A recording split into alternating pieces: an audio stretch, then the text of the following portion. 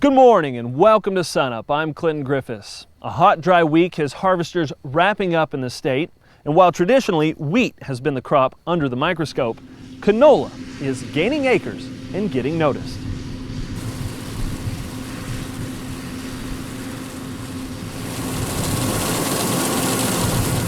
Headers are pulling another Oklahoma crop through combines, picking fields clean and filling trucks with winter-planted grain.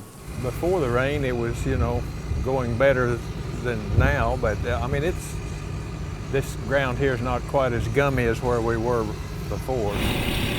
But Ray Bullis isn't harvesting the state standard. This year, on about 300 acres, he left wheat in the bin, opting instead for the black gold of canola.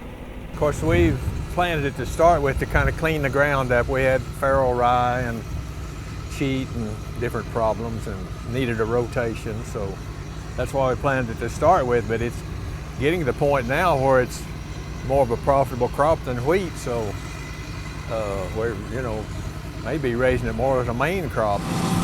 Bullis is considered an experienced Oklahoma canola grower, this being his third year cutting the crop. With yields between 40 and 50 bushels an acre, he's sold on canola's viability in Oklahoma. Canola, I think today was at $7.45 a bushel. If a guy can make 30, 40 bushel acre canola, and some years he's going to make more, and some years he might make less, but that sure gives him some options of growing a rotational crop in order to increase his profits and plus, have another rotational crop to break weed and disease cycles. Heath Sanders has watched the number of acres climb to a record 100,000 in the 2009-2010 crop cycle.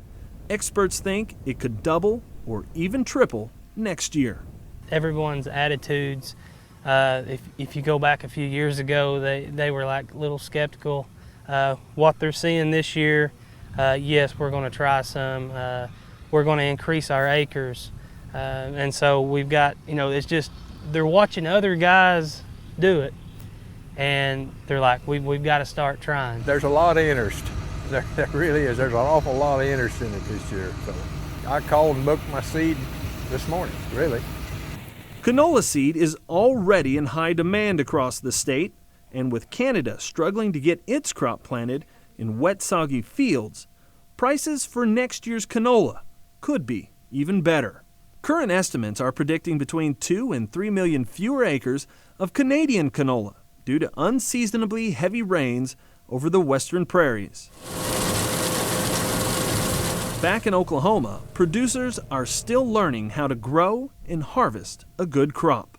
And we're still learning on harvesting. Harvesting is the big item. A lot of guys swath it, we push it. And it stayed where it needed to, protected from the wind and from the rain and everything that could possibly beat that canola out of the pod. As you can see, it's all just kind of laid and tucked down there close to the ground. Which means running the combine with the header floating along the ground. Rain and wet weather has kept equipment out of fields longer than expected. But with hot, dry conditions and weeds on the rise, the time to finish harvest is now. In canola, producers are shooting for test weights of 50 pounds per bushel and moisture near 10%. So far, the Bullis crop is right on target. You turn a bunch of wheat farmers loose on something that they can raise, and they can manage to oversupply, so we'll just have to see what happens. But I think the future looks pretty good for it, yeah. A bright future for what could be Oklahoma's newest cash crop. If you're thinking about growing canola next season, experts say now is the time to get that seed locked down. The acreage of winter canola is expected to increase quite a bit in Oklahoma this fall, and growers are already focusing on ordering their seed supplies because with a rapid expansion in acreage, you can expect that supplies of some varieties may be limited. So we're encouraging our growers to contact their seed dealers now to book the seed supplies that they want for this fall.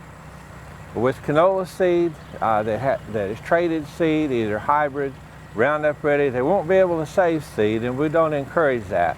But they should contact their seed dealer, plan for the acreage they need, and get their seed supplies locked in now so that when they get ready to plant in September, it'll be there.